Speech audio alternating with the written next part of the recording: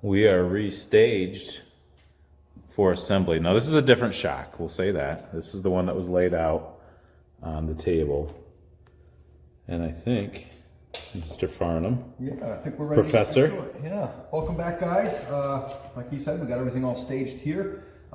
This here happens to be a shock that's already been replated, and the spring has already been powder coated, and I've already taken the time to clean all this stuff up, so that'll kind of make things easier. We'll get back to how to do that stuff in a little bit. So right now I'm just going to get to it, and we're going to start assembly. This is an important part. We need to put together the shock shaft. The orientation of the components that go on there is of utmost importance, because this is as far into a shock as you can get. This is the time not to make mistakes, because you'll have to go back in and undo everything you've done.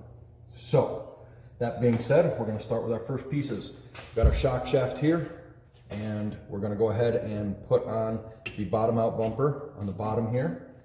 That comes in contact with this cap that's already all cleaned up for us here, and that's going to go down and hit there like so. Can I pause you a second? Are we going to talk about prep afterwards, what you've done to prepare all these parts today?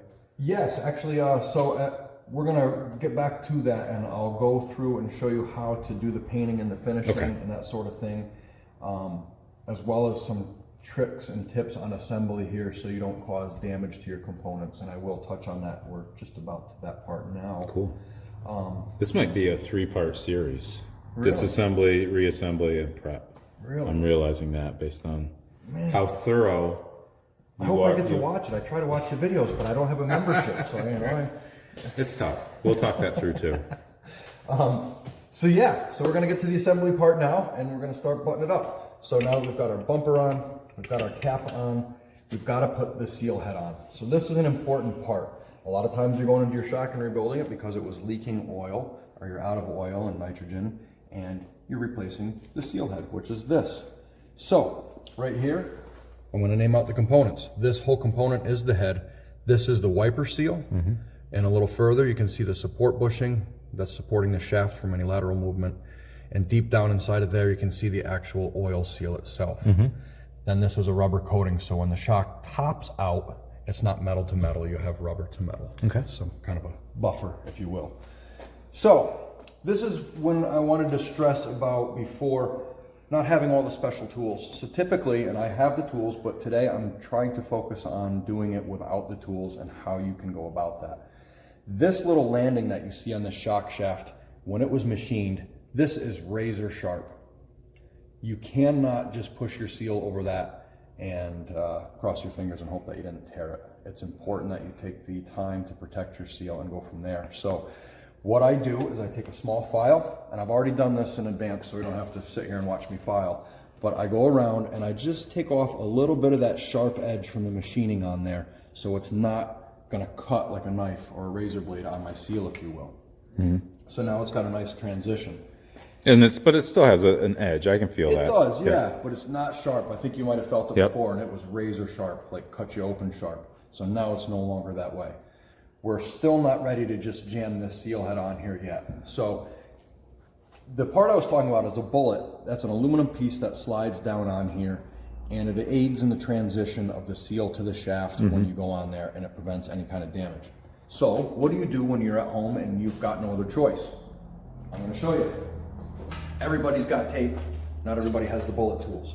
So this is how we're going to go about this. Right now we want to build up a little bit of that shaft where that lip is, so we have a ramp, if you will, for those parts. So we're not going to go overboard here. We're just going to actually build up a little bit onto this, and that's part one of what we're going to do here.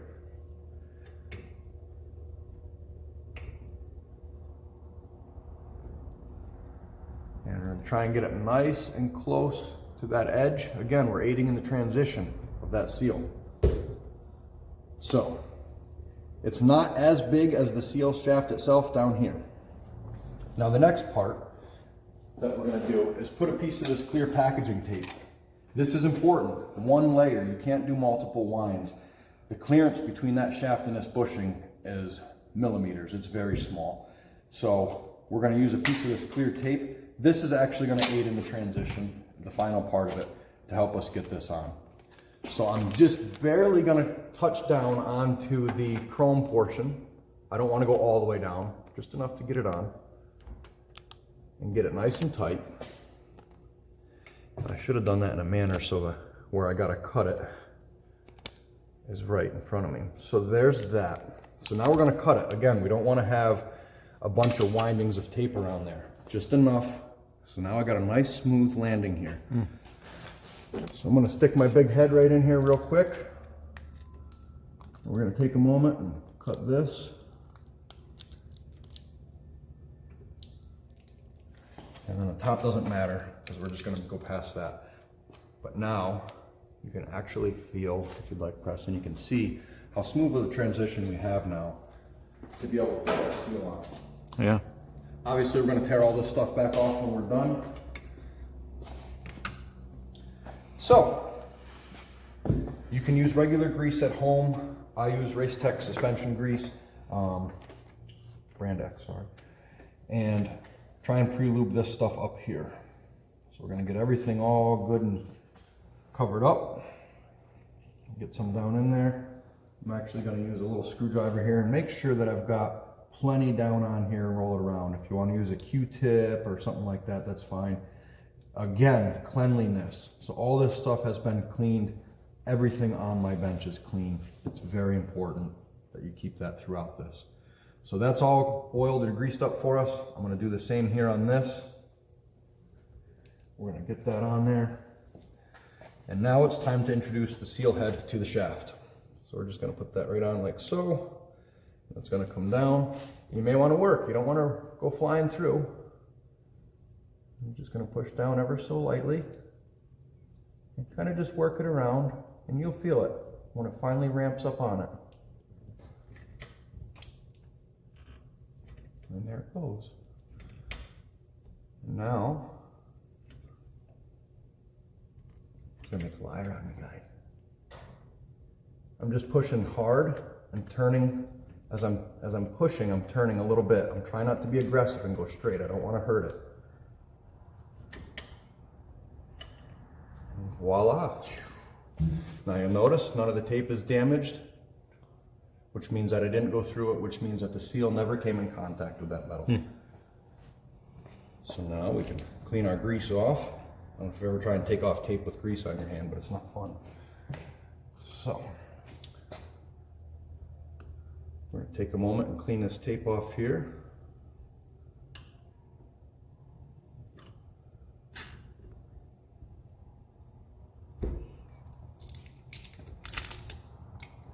Make sure you've got it all off. I don't want to contaminate what we're doing here.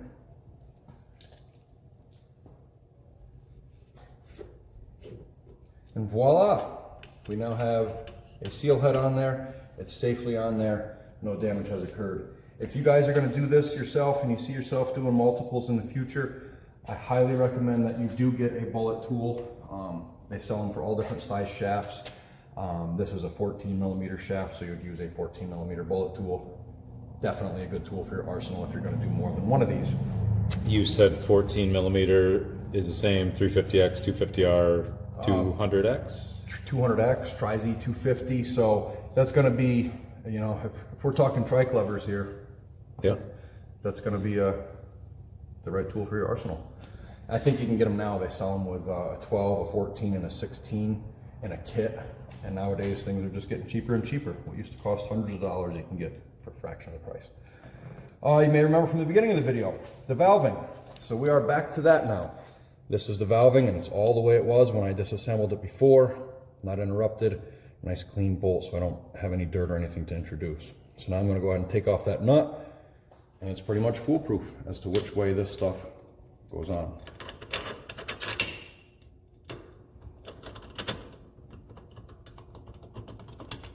See how tight they actually fit. Yeah. It is definitely a precision fit. And voila, everything is back on there. So we're at the part now where we got to put the nut on the end of this that holds everything all together. And we had described earlier, shown earlier before, that that is actually controlling the rebound portion of your suspension. So when we install this nut, we have to make sure that the end of this, which is a special shape, gets indexed to that. So if you will, this is the male, that's the female. So as we get closer, we'll actually line that up, and I'm about to show you how we're gonna do that. So we're gonna get this nut started right now. We're gonna bring it down pretty far, but not all the way. I'm gonna feel it hit that in the top, which it has right now. So at this point, I'm gonna remove the shock from my vise. Got a little oil all over things here. And this knob turns. So I'm gonna turn it as I'm starting to tighten this nut down, and I'll feel it fall in.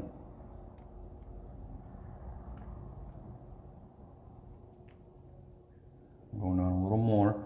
If it's not lined up, all of a sudden this knob will become hard to turn because it's not in the hole where it belongs. It's a fussy little part here, guys, but you got to get this part right. It's important.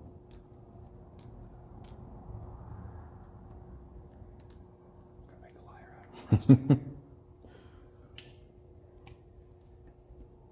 You'll get it when you feel. There's really nothing else you can do but keep fussing with it until you get it to go in there. You'll feel it.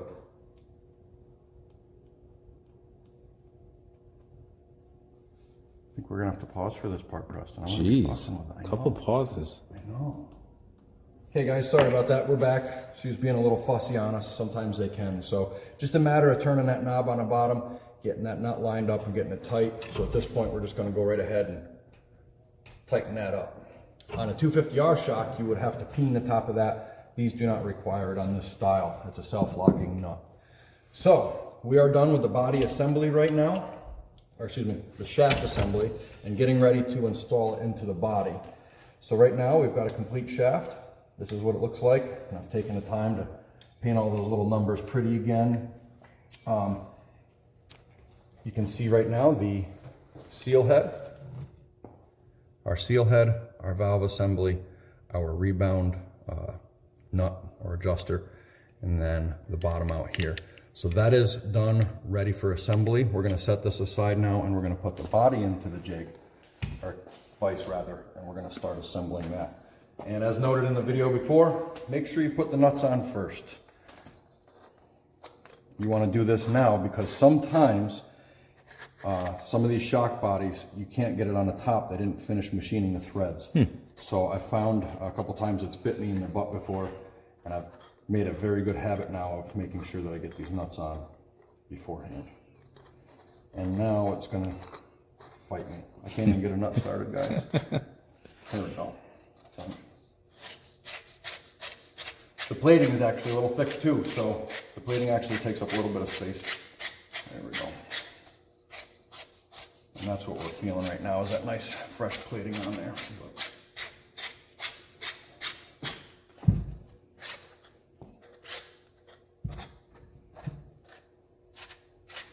Turn, turn, turn. We're gonna get this all the way up now because it will need to be up when we assemble the spring and the keepers. So we're gonna make sure that's up for now. I'm gonna take the lower piece here.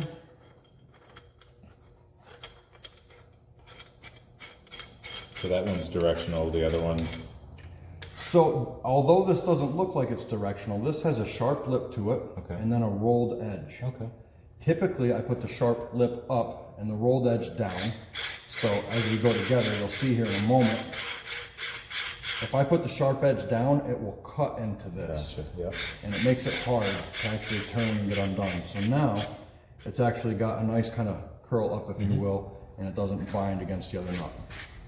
So we're gonna take this, we're gonna run this down, we're gonna clamp this in, and at this point, this is where we're gonna introduce the shaft back to the body. Grease is your friend. You don't wanna do any of this dry, and you don't want it to be dirty. So clean and lubed. That's today's lesson. There we go.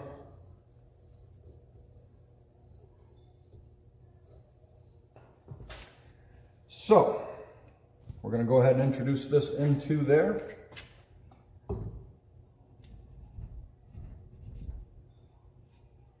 And at this point, I can push down the seal head assembly, and then that's gonna go right down in. You see how nice things work when they're clean? So that's all the way down. And now is where we're gonna put the clip in. You've got two different clips here, two different sizes. The smaller squared off one is for the body, the one we'll be using right now. The larger rounded off one is for the reservoir. We'll be using that later. So I'm gonna go right ahead now. We're gonna put this in there. Here, a nice happy little click when it goes in. We're gonna pull it up and make sure it's seated in there, which it is. And then our work is done there. So at this point, we can go right ahead and tap down our little cap here.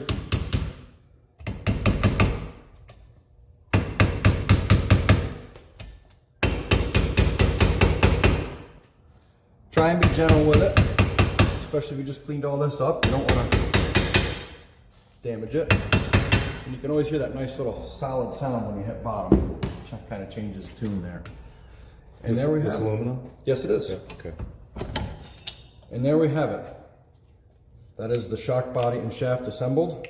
Obviously there's no oil or anything in it, but that assembly is now ready as far as that's concerned. So now we're going to introduce the hose. And again, as stated before, the orientation of these hoses is very important. So I'm actually going to bring this over next to a complete shock so I can specify to you guys just what it is that I'm talking about. And I'll also point out how important it is. So right here is a completed shock that's already been done. The orientation of this hose is important because of the way that it's going to sit back and get clamped to the body. It's got to be right on the money. So Honda's taken the time to do a few things for us here to indicate this. The upper hose here, or the upper part of the shock, this has a straight part of the hose. There's a little mark in the hose. Oh yeah. And there's an arrow on the body.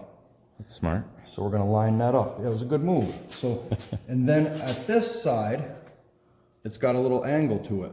So this hose, I could put it this way or that way, and you wouldn't be any wiser. Yeah. So it does need to go this way. It is important. So we're going to bring it right over to this shock as it would be, and you can see the little notch on this and a little arrow. Yeah. We're going to take our fresh banjo bolts here, some new crush washers. We're going to put that together like so. We're going to screw that down. Grab my wrench here. So we're going to make sure that those little index marks are lined up. And we're going to get this good and tight right now.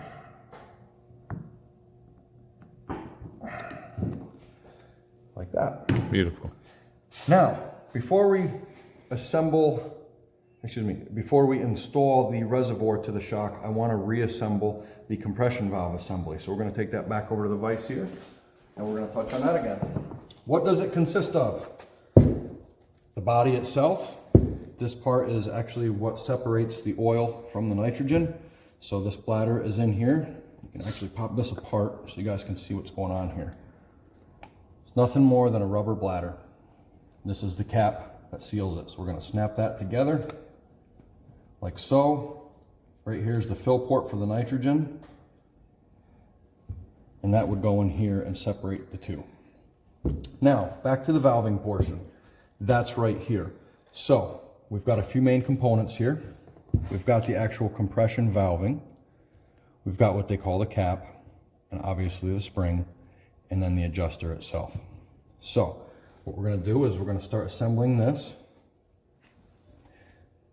This rubber side is going to go down. Oil is trying to pass through that orifice, this hole right here. It's getting stopped by this cup that's sitting right on top of it. So we're going to set that assembly right down in there and push it down until it bottoms out.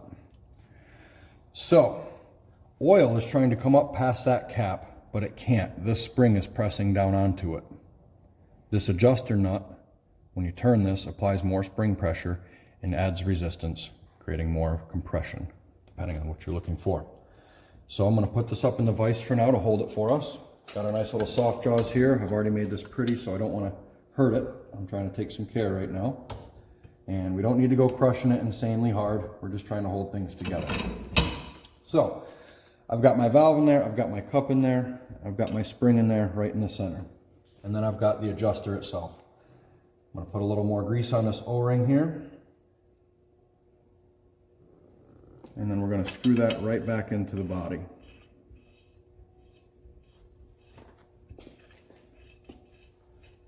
It should go in freely. You shouldn't have any problems. Make sure that that spring was straight in there and in the groove. If it's giving you any trouble going in, there's something wrong. Stop, take a look at it, see what's going on. So, back to my special Sears, Roebuck and Company spanner tool that they made for the Honda shocks. This is in the old Roebuck's catalog. No, I'm just kidding. It's a special tool we made, and that's also in the earlier part of the video. So we're going to take that little piece there, we're going to put it in, and we're going to tighten the valve assembly. That's it. It doesn't have to be crazy strong. The O-ring is actually doing the sealing on the outer portion. It's not about how tight it is. Okay. So it was not tight to begin with. So that was like what, half an ugga dugga? Yeah, I was gonna say about a half an ugga dugga for sure. Definitely not a full one. You're gonna make some problems. So there's that. We've got that assembled now. We're gonna take this back over to our shock itself, and we're going to attach this to it. So again, back to the importance of orientation. You guys can see that this came right down. This shock is introduced parallel to that body, and the angle is in that way. And again, reference marks. We've got an arrow and a little dot. So we're going to go ahead and put a fresh washer on here. And put that through here. We're going to introduce this.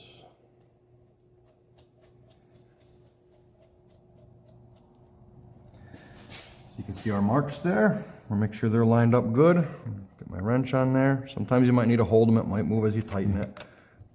I try to do this work on a blanket so that way I can actually hold it nice and tight. And that is that. So now we've got the shock assembled. At this point, we're ready to bleed and add nitrogen. So I'm going to set it back up into here, and then we'll get into that, and we'll talk about the ins and outs of that. Wow. Okay, so one good rule of thumb when you're doing this is to have your valves all open in the softest setting. You don't want to be trying to bleed it and fight through more resistance than you have to. So I've actually got the knob right here. I'm going to just set it on here temporarily, and I'm going to make sure that that is backed all the way out in the counterclockwise direction. It is now. So that means that that valve is fully open. Down here, we're going to make sure that this is set to where it needs to be, which is number 1. And we are now on number 1. So everything right now is on its softest settings. This is where we start to bleeding.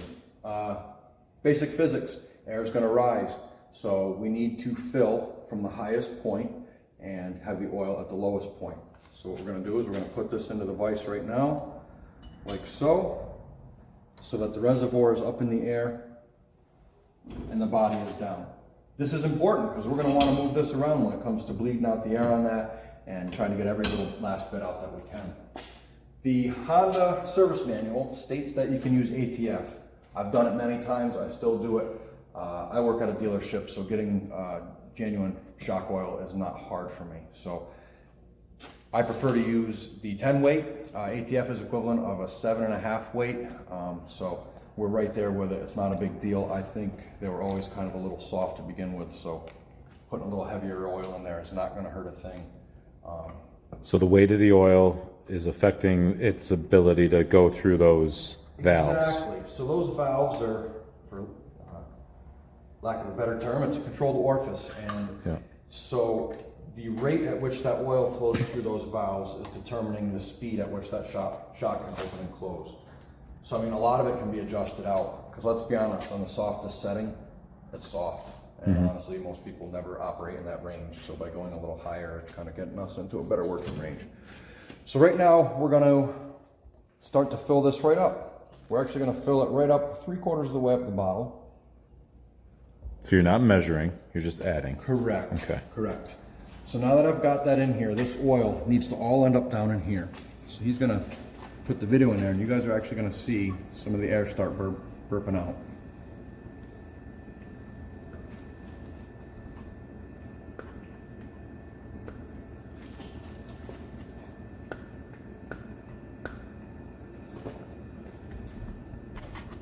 Boy, this video's made a liar of me more than once today, Preston. Well, that's good. It shows that, you know, sometimes. We're all human, right? There Yeah. it goes.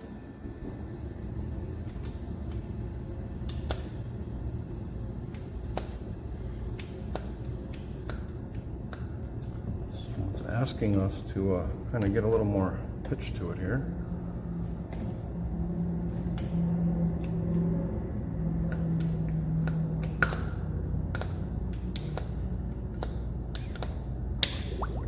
There it goes. It's like one of those burps. You just can't get it out. It was so dry in there, so the oil is actually acting as a seal as well when it starts to lubricate in there. So once it starts bleeding, it'll happen rapidly.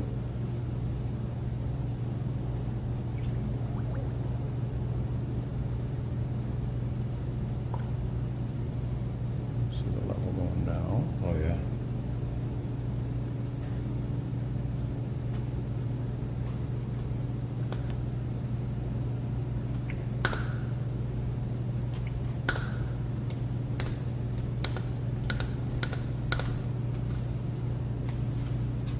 Is there a fill line in there? There is not. So that's actually comes part of purging it out. When we get to that point, the excess is going to spill out, and that's how we'll actually get the rest of it out. I'm not going to lie, guys. Usually this starts pumping right up right away. It's going to take a little bit. Today she wants to be stubborn. I'm hoping Preston actually edits this part out. We're going to fast forward through it.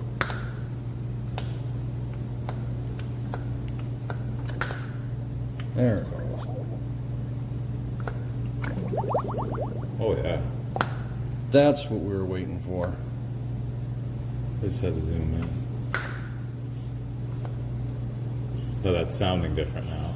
Yep, now that we're getting oil present down into the body, we're going to start hearing a sound that we're going to want to hear here.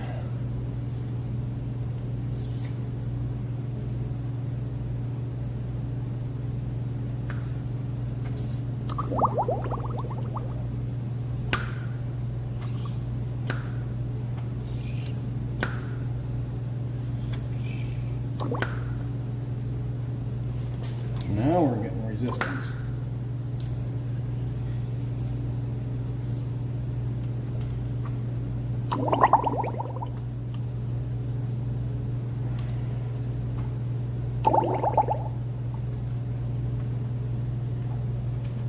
We're going to repeat this as many times as needed to get it bled. It's really no different than bleeding brakes.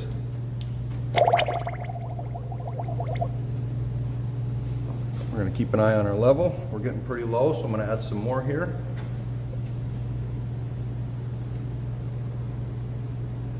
I'm gonna pause because I got a little oil on my camera. So at this point, it just comes down to persistence. This could take a few minutes. I'm going to keep pumping this in and out. And sometimes the oil, or the bubbles, sorry, will turn to like a foam. So you may have to take a little break, go out and grab a cold drink or something, and let all the foam kind of gather back into bubbles. So this is something that usually will take me a couple minutes to just, you know, go through and take the time.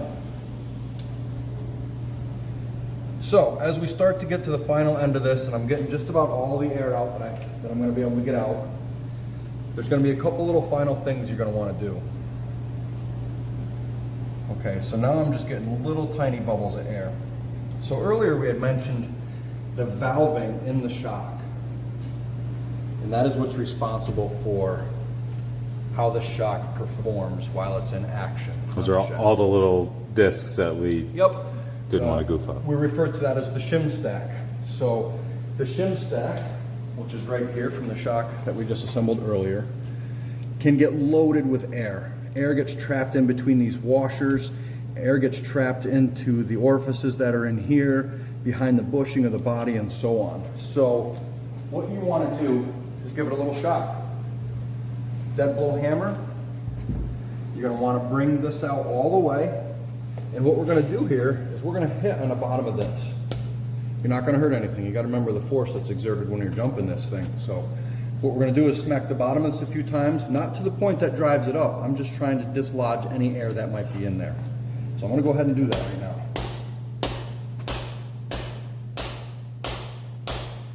You'll notice that the shock shaft just doesn't go right in. There's resistance now because of oil. Whoa. So now I'm gonna slowly push up and let's see if I dislodged any air. I heard a little something. Yep, and you can see it coming out. So you guys, you're just going to want to repeat this as many times as needed. And towards the end, you're just going to want to push slower. You're not going to want to push fast and aggressive. And just try and work out any of the bubbles that you can.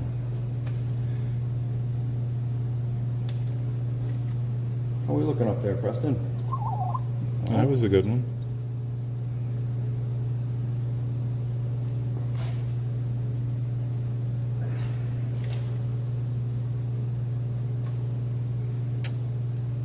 Now, what's the downside to having air in your shock? So, air, or cavitation would be the technical term, is going to interrupt the oil flow through your valving and create dead spots, if you will. So, if you want the shock to perform, seamlessly through all ranges of motion, it's important to get that air out of there.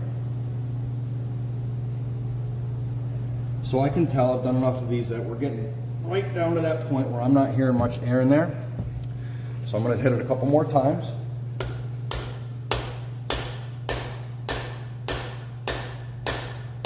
To dislodge anything. Maybe a couple little pieces on the side here as well. Now if he pans down here, what I want to show you guys is that I'm trying to orientate this hose so that as I push up, the air can travel. If I was upside down like this, air isn't going to go downhill and then uphill. You want to try and keep it all in an upward motion. So I'm keeping the banjo bowl up in the air. I'm keeping it favored at an angle. So as the air escapes this body, it has an easy path out.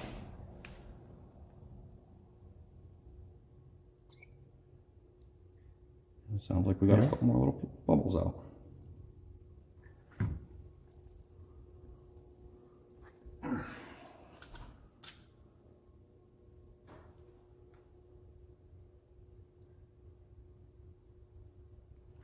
I think we got it, guys. So as a good rule of thumb, I let this sit for a minute before I call it good. Again, I had mentioned the foaming of the oil. So I want to give it a minute to rest out. So we're going to take a little pause here and we're going to let this sit for maybe 3-4 minutes. And then I'm going to come back and do one final push with the bleeding and then we'll go from there. Awesome. Thanks. Okay, approximately 3 minutes have gone by. Yeah, so I think we're ready to do the final bleed on this and make sure there's nothing left in there. So I'm gonna give it a couple swift taps. Make sure we gotta push any little last bit of air out.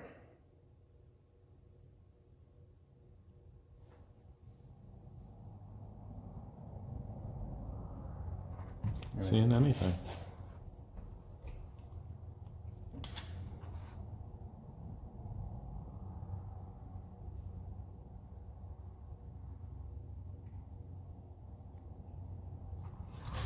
One more time.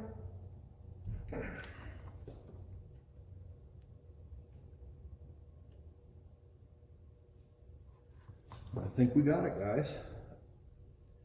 Okay.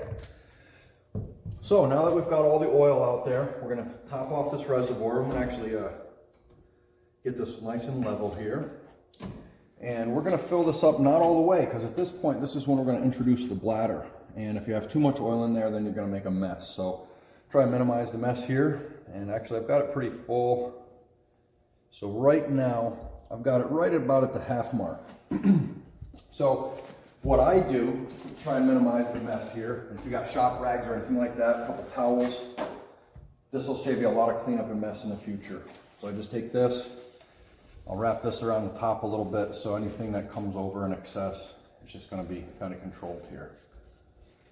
By all means, if you got a dirt floor, have at it. All those dirt floor shop mechanics out there just... Been there, not knocking it, I've been there. And this is where it all begins. So So here we go. Got a nice little handkerchief here to catch all my mess, and hopefully it'll catch the most of it here, and we'll see where we end up afterwards. I'm gonna get the shock out of the side here so I don't pour it all over my nice pretty shock. And let's introduce it and see where we're at. So as I'm coming down, you're gonna see it start to overflow. And this is where you're kind of minimizing the air, so kind of rock it around a little bit. We're gonna let it overflow. It's gonna do what it's gonna do. Now we're pushing that down, and this is where the shock finally gets sealed up. Just gonna overcome that little bit of rubber. The bladder itself is the seal.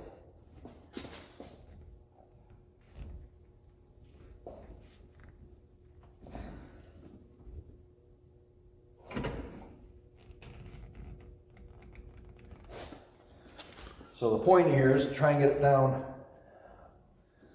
low enough to where that snap ring landing is. So the bladder is collapsing. Yep, it is collapsing a little bit at this point, which is okay. We'll get to that in a second also. So now that I've got it down low enough, you can see this little snap ring landing. I might have to go a little bit more. So I'm gonna get it down just a little bit there. Did I get it down enough? I did not. So we can actually cheat a little bit here. We're just gonna use a little bushing and just a little bit. Get that clip in there. You hear that nice little positive snap on there. And now we're gonna pull it back up to the clip. Some people use air. You can use shop air and blow in there and pop it out. It can be a little aggressive, and if things aren't seated right, you can make a mess.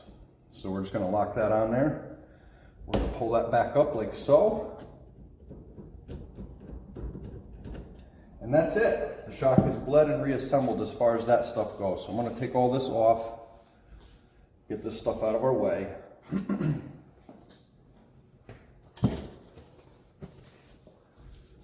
at this point, it's gonna be ready to charge.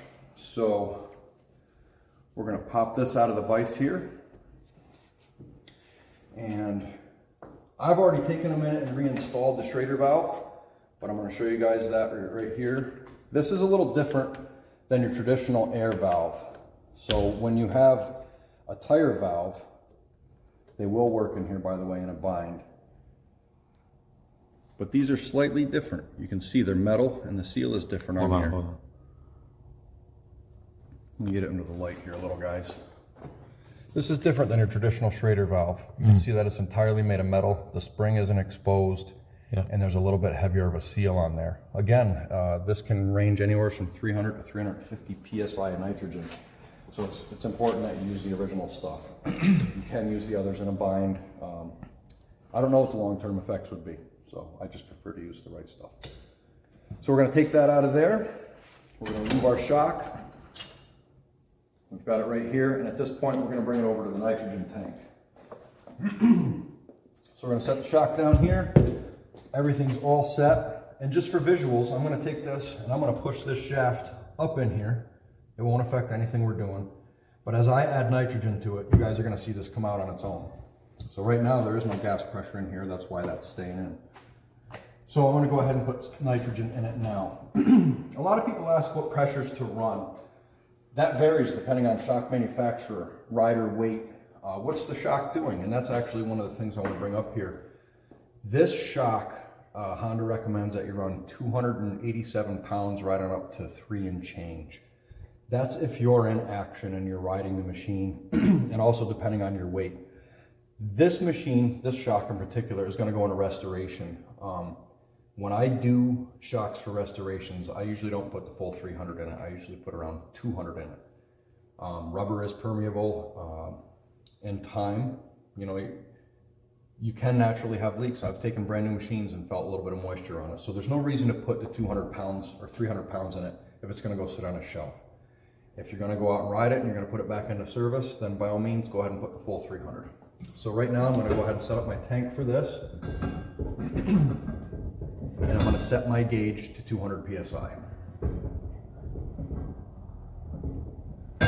So right now I've got 200 PSI of nitrogen available. I'm gonna go ahead and attach it. The way this valve works here, this is a little different than your traditional air valve.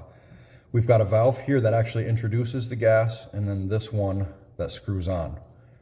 So I'm gonna introduce this first and tighten it on. And if I was to turn on the nitrogen gas right now and turn the valve on, it would not fill the shock. Not until I actually tighten this. That is what depresses the Schrader valve. Okay.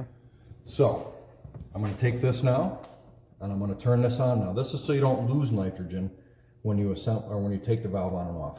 So now I've actually opened the valve. I've got 200 pounds sitting at the regulator waiting. So at this point, I'm going to slowly turn on the gas and you're going to watch the shaft come out as the shock fills with nitrogen.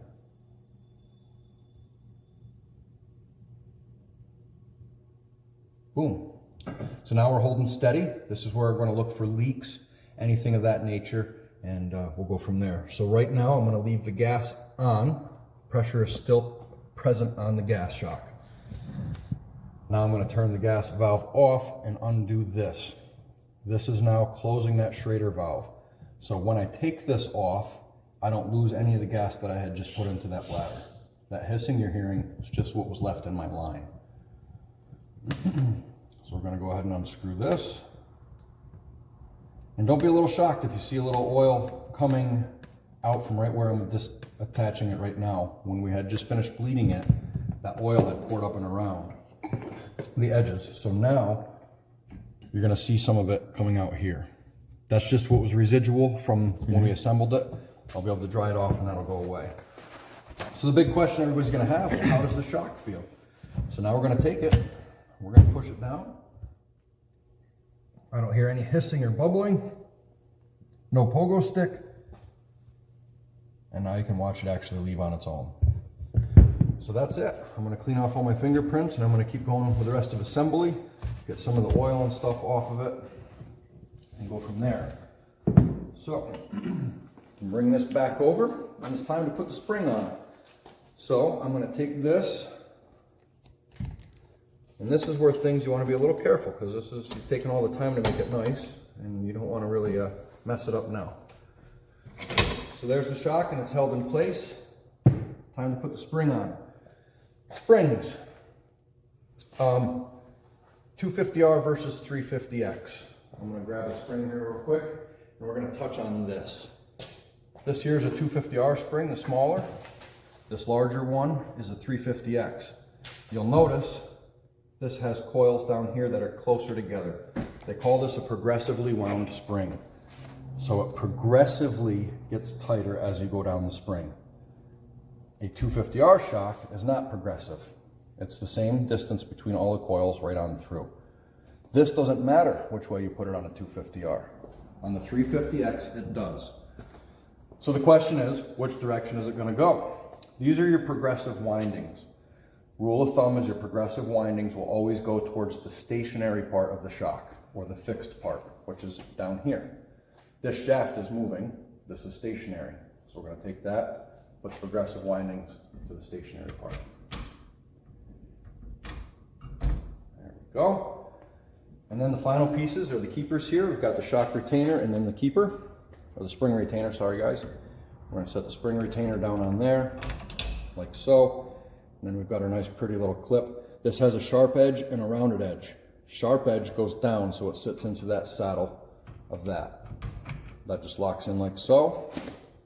Now we're going to push the spring up just by hand, so I'm not turning it the whole time. And then I'm going to turn this spring preload nut right up until it hits. So there it is. Now, this spring preload is what you would set when if you're actually tuning your suspension, when you're setting your sag. That is how much the machine sets down. If you were to lift it all the way up without a rider and let it go as the machine settles down, that is the natural sag of your shock. That is what you're setting with your spring rate, as well as the rider. So when it comes to tuning shocks, and if you want to tune your shocks, that's a whole different topic. You can always look into those types of things and what's important for the type of riding you're doing. As a rule of thumb, I'll set these about halfway down, and right now I was able to do by hand, just by turning this coil, actually achieve my halfway mark. So now I'm going to take my jam nut, I'm going to bring that up,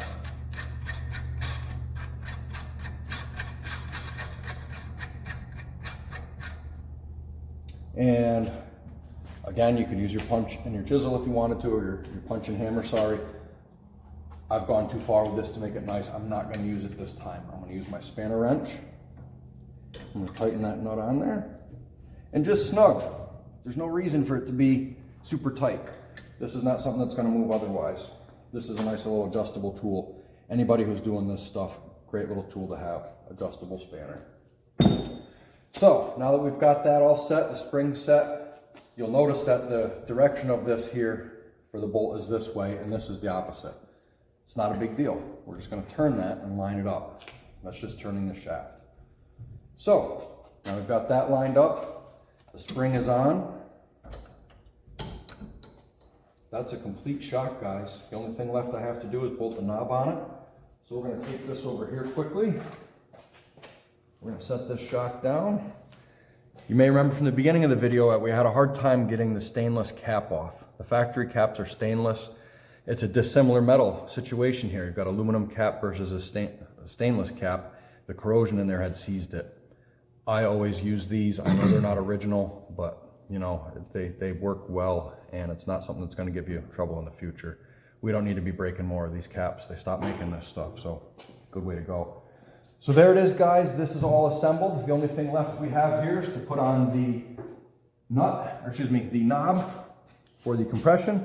I've already taken the time to paint that and get us a new screw for that. The only thing left I gotta get us here is these springs. Hold 1 second.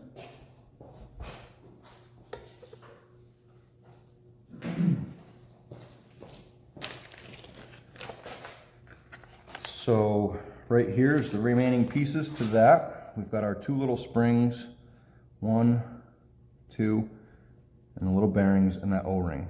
This O-ring is going to go into the cap, and we're going to put it into that nice little landing that was in there, and that's going to keep all that stuff clean and stuff, you know, as the shock goes back into service. As far as grease goes, it's up to you. I happen to have a nice little synthetic grease that I use here. By all means, you can use a nice waterproof or bearing grease. This is just nice because it has a little dispenser. I'm going to put a little bit of lube on each of these detents, so you get a nice gliding feel when you adjust the knob, and I'm also going to lube up that O-ring. Put a little around that, and then we're going to take our little springs and we're going to put them into the little spring seats that are already part of this. Now, put a little grease on them to hold the ball bearing. And then this actually has a cutout, so you're going to line it up with the flat spot that's already on there. Like so.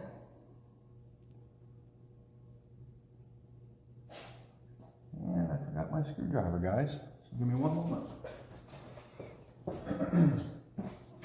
Now, what makes these stop turning? Like the ones, you know, I had to bring you a couple different 250R shocks when you redid mine. Is that because that slot, that index gets rounded out? There we go.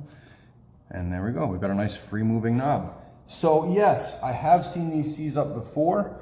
So when we had that valve assembly out, sometimes these don't turn. What's happening is this has actually seized. So if you disassemble it completely, like we had here, and gain access to the back side, you can see a flathead screw in there. That's your best chance at getting it out. If you can't get it out from that, it's probably going to need to be replaced. Okay. So I have had them seized where you can replace this as a piece, or some guys just are trying to get the shock to work again, so it's not a pogo stick, and they ignore it. You know, that's up to you guys, what you decide to do. And that's about it. So guys, that concludes the assembly of the 350X shock here. We started basically from something that was junk and useless to something now that is ready for a restoration or a new machine, or go back out into service. Beautiful.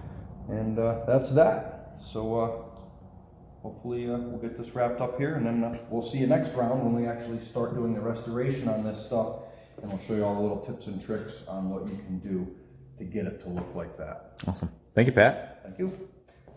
One last thing. So, any of you that own a 350X or have ridden a 350X know the notorious squeak that comes from the rear shock. You've tried lubing everything, you've sprayed everything on there, and it still won't go away. I'm going to show you what that squeak is.